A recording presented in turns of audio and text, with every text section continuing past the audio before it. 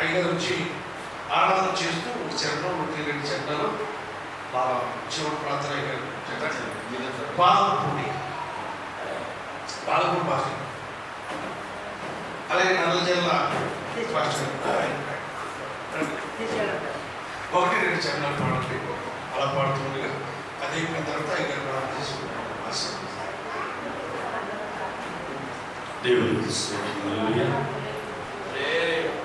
నేనుండాలేనయ్యా, నీ బ్రతుకాలేనయ్యా, నేనుండాలేనయ్యా, నీ బ్రతుకాలేనయ్యా, నీవే లేకుండా నేనుండాలేనయ్యా, నీ తోడే లేకుండా నీ బ్రతుకాలేనయ్యా, రాజా నీ సన్నిధిలో